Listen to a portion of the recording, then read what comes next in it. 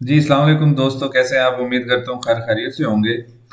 आज का जो हमारा दूसरा टॉपिक है वो है कैंडल स्टिक का। कैंडल स्टिक बेसिक चीज़ है क्रिप्टो में या किसी भी एसेट को जब आप ट्रेड करते हैं, डील करते हैं, उसमें चाहे फॉरेक्स है, चाहे स्टॉक एक्सचेंज है, कुछ भी है, चार्ट के ऊपर जब भी आपने चार्ट देखना होता है उसमें सबसे पहली चीज़ आती है कैंडल।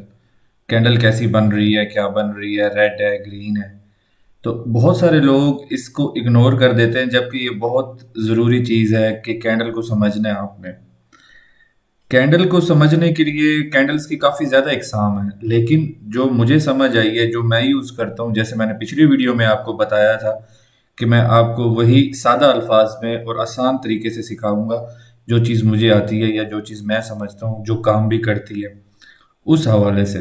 कैंडल्स को पढ़ना, कैंडल क्या कह रही हैं, चार्ट क्या कह रहे हैं, चार्ट को या टेक्निकल एनालिसिस करने से पहले कैंडल्स की थ्योरी को समझना बहुत ज़रूरी है। कैंडल्स क्या बता रही हैं, कैंडल्स होती क्या हैं, कैंडल्स किस तरह से काम करती हैं। बहुत से लोग इसको इग्नोर कर देते हैं।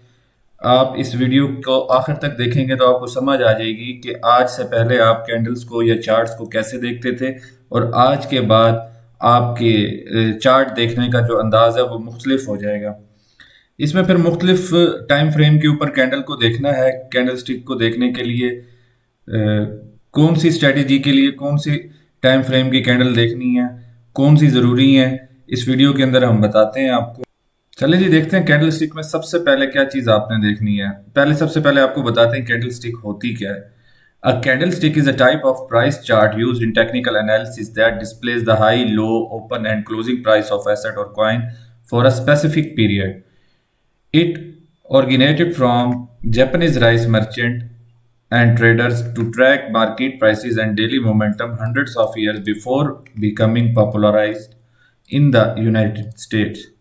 ये बहुत से काफ़ी अर्सा पहले जो चावल के ट्रेडर थे जापान के, उन्होंने ये अपने जो डेली के प्राइस हैं उनको देखने के लिए या ये एक तरीका अपनाया था जिसको कैंडल स्टिक्स कहा जाता है। तो बेसिकली देखें तो इसकी कैंडल होती क्या है। अगर इस बात करें कि जो ये हमारी इसकी एक डंडी बनी हुई होती है कैंडल में, ये कोई भी कलर में हो सकती है, रेड या ग्रीन कलर में। मैंने इसको यहाँ पे ब्लैक इसलिए लिए कि ग्रीन और रेड को आगे जाके समझाऊंगा आपको, पहले आप समझ लें कि एक कैंडल के अंदर होता क्या है। पहला जो ऊपर वाला जो टॉप होता है इसको विक कहते हैं। इस विक वो होती है जो हमारी डे की सबसे हाईएस्ट प्राइस होती है, और जो इसकी नीचे वाला हिस्सा होता है उसको बॉडी कहते हैं, कैंडल की बॉडी कहते हैं। तो ओपनिंग और क्लोजिंग प्राइस जो होती है यहाँ पे, जहाँ पे ये खत्म हो रही है और जहाँ से ये डंडी स्टार्ट हो रही है, जहाँ से ये विक स्टार्ट हो रही है, उस जगह को ओपनिंग या क्लोजिंग प्राइस कहते हैं। और जो नीचे वाला है वो लोएस्ट विक यानी कि लोएस्ट प्राइस जो होती है किसी भी कैंडल की, चाहे वो डेली हो, वीकली हो, आवरली हो, 4 आवर हो, किसी भी टाइम फ्रेम की हो, तो वो लास्ट या कम से कम जो प्राइस होती है उसको lowest price of the day, इस वीक को यहां से गिना जाता है। तो पहले तो आप ये समझ लें कि एक कैंडल के अंदर open price, close close price, highest price और लोएस्ट प्राइस क्या होते हैं। अब इसके बाद चलते हैं कैंडल ग्रीन और रेड कैसे होती है। अब मिसाल के तौर पे आपका डे ओपन जो हुआ है वो इस लेवल पे हुआ है, यहाँ पे जो भी प्राइस थी, और उसके बाद डे जो हमारा क्लोज हुआ है, यहाँ पे मैं ये डेली के हिसाब से आपको कैंडल स्टिक की एक एग्जांपल दे रहा हूँ। डिफरेंट टाइम फ्रेम पे जितनी भी कैंडल्स बनती हैं, उस कैंडल का उस टाइम के ऊपर ओपन होना और क्लोज होना जो है ना, उसकी बॉडी ग्रीन या रेड करता है। अच्छा जी, यहाँ तक तो आपको समझ आ गई कैंडल स्टिक होती क्या है। ये विक के जो ऊपर वाला हिस्सा होता है उसको हाईएस्ट प्राइस होती है और नीचे वाला लोएस्ट प्राइस होती है। ओपन प्राइस या क्लोज प्राइस जो है इस बॉडी की, और जो ये पूरा हिस्सा है इसको बॉडी कहते हैं, और इस कैंडल की बॉडी का जो भी ऊपर वाला या नीचे वाला वो क्लोजिंग या ओपनिंग प्राइस होती है। तो ये अब डिपेंड करता है कि हमारी ओपनिंग यहाँ से हुई है तो कैंडल ग्रीन होगी या रेड होगी। तो उसका तरीकाकार भी मैं समझा देता हूँ आपको कि अगर हमारी ओपनिंग यहाँ से हुई है और डे क्लोजिंग यहाँ पे हुई है तो हमारी कैंडल ग्रीन होगी, और अगर हमारा डे ओपन ऊपर हुआ है यानी कि प्राइस हमारी ऊपर है लेकिन क्लोजिंग हमारी नीचे हुई है तो रेड कैंडल बनेगी। ये बहुत ज़रूरी है इसको समझना।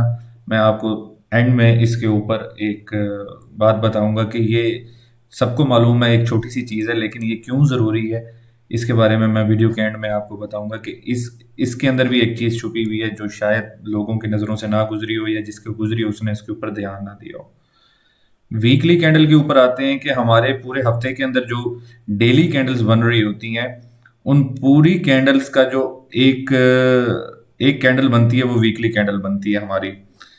उसकी जो वीक ओपन की जो बॉडी है या क्लोज की जो बॉडी है, वो अगर वीकली हमारी यहाँ से हुई है तो ग्रीन होगी, और अगर यहाँ से हुई है, यहाँ से ओपन हुई है यहाँ पे क्लोज हुई है तो ग्रीन होगी, यहाँ से ओपन हुई है यहाँ पे क्लोज हुई है तो रेड होगी, सेम। लेकिन वीकली कैंडल देखना भी बहुत ज़रूरी है। तो अब चलते हैं कि चार्ट्स की तरफ ना, कि ये ओपन और क्लोज सपोर्ट और रेजिस्टेंस के तौर पे किस तरह से काम करती हैं।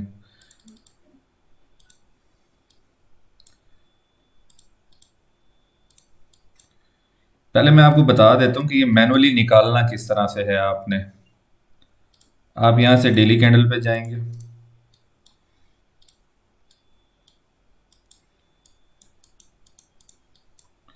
डेली कैंडल पे जाके जब इसके ऊपर माउस रखेंगे तो यहाँ पे जहाँ पे ये आपका जो भी बिटकॉइन या जो भी आपने कॉइन खोला हुआ है, उसके आगे OHLC लिखा हुआ होगा। इसका मतलब है ओपन, हाई, लो, क्लोज।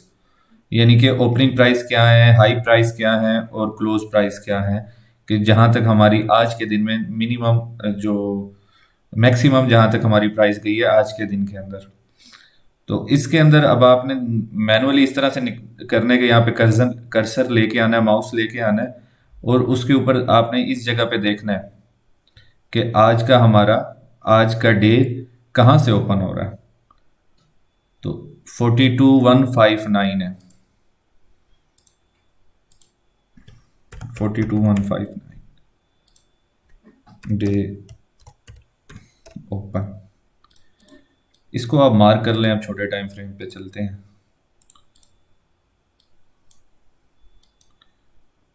अब देखें, यहाँ से मैं आपको समझाता हूँ। डे ओपन हमारा हुआ, उसके बाद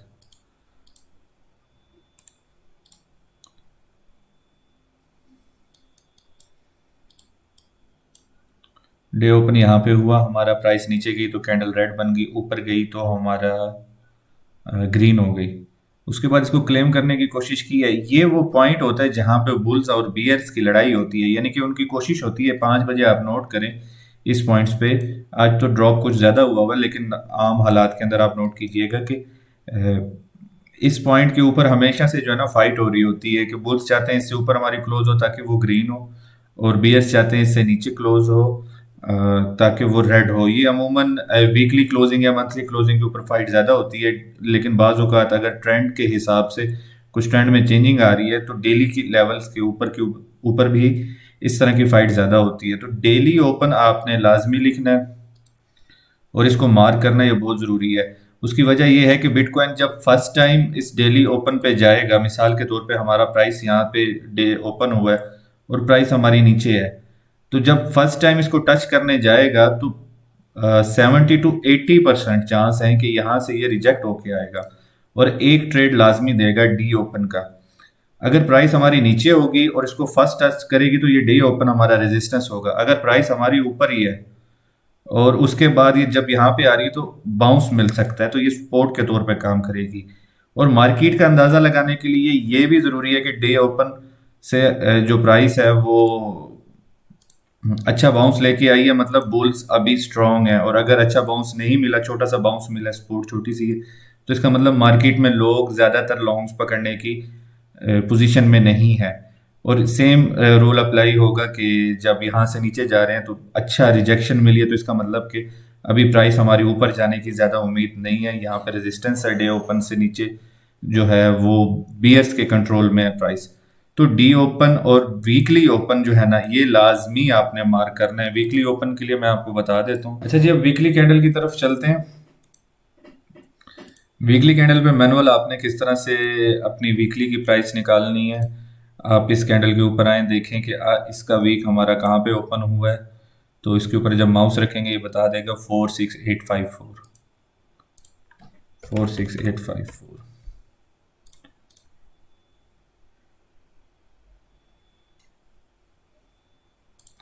अब आप छोटे टाइम फ्रेम पे आए तो यहाँ पे देखें कि जब ये वीक ओपन हुआ है आपका, तो उसके बाद आपको क्या देखने को मिला?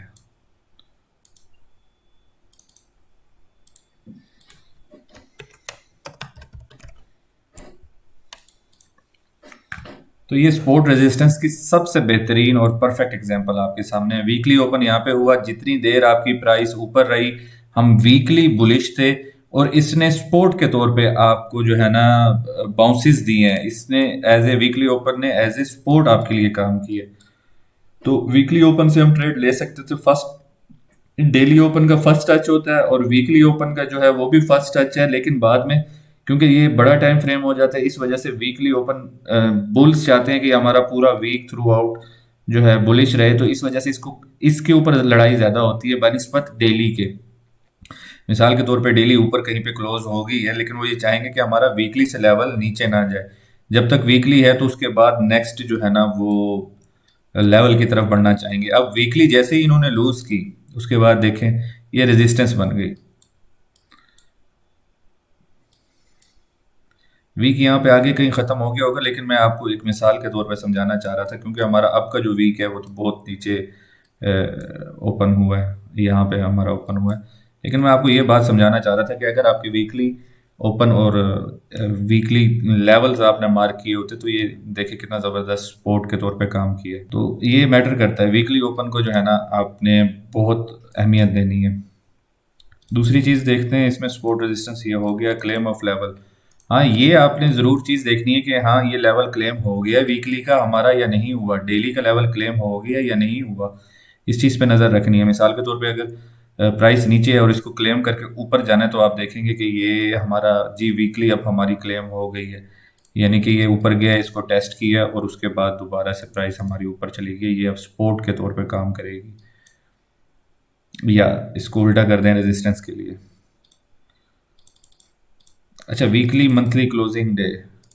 वीकली और मंथली क्लोजिंग जिस दिन होती है हमारी, उस दिन को आपने देखना है वॉलेटिलिटी ज़्यादा होती है, क्योंकि लास्ट हमारी वीकली ओपन और मंथली ओपन जो भी थी उसके ऊपर लड़ाई होती है। अगर प्राइस बिल्कुल पास पास चल रही है, तो वो उसको ग्रेन करने के लिए, जिस तरह से मैंने अभी आपको डेली लेवल का बताया, तो जितनी बड़ी क्लोजिंग होगी उतनी ज़्यादा इंपॉर्टेंट होगी। तो वीकली और मंथली क्लोजिंग को जहन में रखना है आपने। Always mark daily, weekly, monthly, yearly open on charts. मैंने आपको ये बता दिया मैनुअली किस तरीके से आप ये निकाल सकते हैं। बाकी इसका एक इंडिकेटर है जिसका मैंने आपको बता दिया नीचे।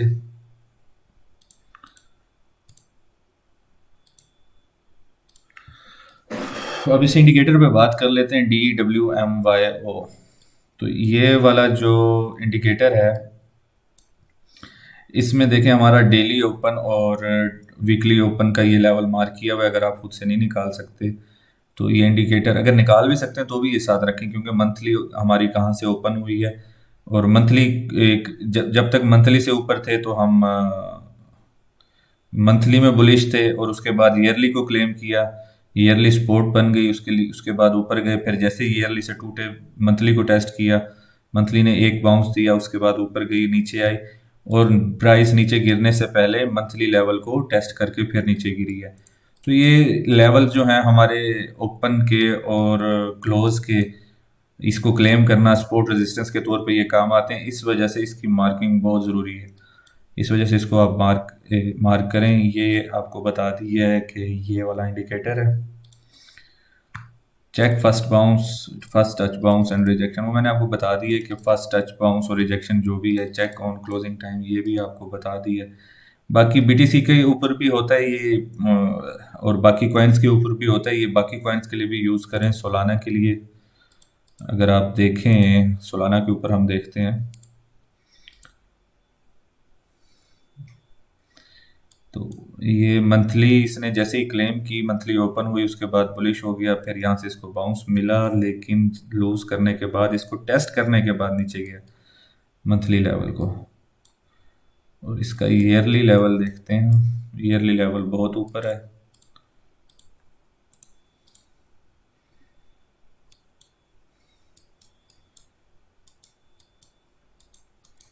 तो ईयरली ओपन हुआ तो ये बुलिश था, फिर वही तरीकेकार ईयरली से जाने से पहले इसको टेस्ट किया और उसके बाद नीचे ड्रॉप हो गया।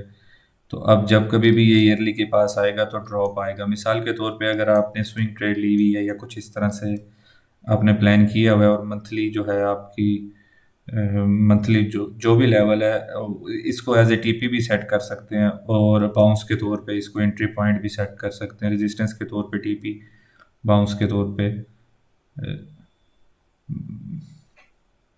Entry point. नेयर का देखते हैं। देखिए नेयर ने डेली और वीकली जो है अपनी खोद ही है, दोनों क्लेम करने की कोशिश की लेकिन उसके बाद नीचे ड्रॉप हो गया। अब इसका नीचे जो सपोर्ट है वो ईयरली सपोर्ट है। ईयरली से पहले एक दो तीन चार बाउंस आ चुके हैं ईयरली, और दूसरी बात जितने ज़्यादा बाउंस होंगे वो उतनी ज़्यादा वीक हो जाएगी सपोर्ट। लेकिन आप ये देखें कि इसने किस तरीके से ईयरली को रिस्पेक्ट किया है। ईयरली लेवल के ऊपर प्राइस इसके ऊपर ही रही है। बाकी ये जब तक नीचे था वो जिस तरह से मैंने आपको बात की थी कि ये एज ए टीपी भी यूज़ हो सकता है, तो इसने एग्जैक्ट वीक मारी और उसके बाद नीचे चला गया। न्यू मंथ ओपन हुआ हमारा, न्यू मंथ ओपन क्लोजिंग के बाद भी नीचे था। मंथली को क्लेम किया, क्लेम करने के बाद ईयरली की तरफ गया। दूसरी दफ़ा भी रेजिस्टेंस बनी लेकिन चूंकि आप ट्रेंड में थे इस वजह से इसको क्लेम करके दोबारा ऊपर गया, रीटेस्ट किया। तो ये बहुत ज़रूरी लेवल्स हैं, आप इनको मार्क कर लें। बाकी उम्मीद करता हूँ आज की वीडियो आपको समझ आ गई होगी कि कैंडल स्टिक क्या है, बॉडी क्या है, विक क्या है, ओपन प्राइस क्या है, क्लोज प्राइस क्या है, रेड रेड कैंडल कब होती है, ग्रीन कब होती है, और ये वीकली लेवल्स जो हैं ये किस तरह से बनते हैं, क्या क्या चीज़ें जो हैं आपको इसमें देखने की हैं। तो उम्मीद करता हूँ वीडियो पसंद आई है, पसंद आई होगी तो फिर इसको लाइक भी करें, शेयर भी करें दोस्तों के साथ, सब्सक्राइब भी करें और ये इंडिकेटर ओपन कर लें। तो अगली वीडियो में मिलते हैं। इसके बारे में व्यूज़ बहुत दीजिए, ज़रूर दीजिएगा कि ये वीडियो आपको कैसी लगी, इसमें कुछ इम्प्रूवमेंट हो सकती थी अगर मेरे से कोई मिस्टेक हुई है, क्योंकि शायद मैं अच्छे तरीके से समझा नहीं पाता, अच्छा टीचर नहीं हूँ। लेकिन अगर आपको समझ आई है तो इसके नीचे, वीडियो के नीचे कमेंट ज़रूर कीजिएगा, या ग्रुप के अंदर अगर आपने ग्रुप नहीं ज्वाइन किया तो वो भी ज्वाइन कर लें और ग्रुप के अंदर इसके ऊपर अपने ख्यालात का ज़रूर इजहार कीजिएगा। शुक्रिया।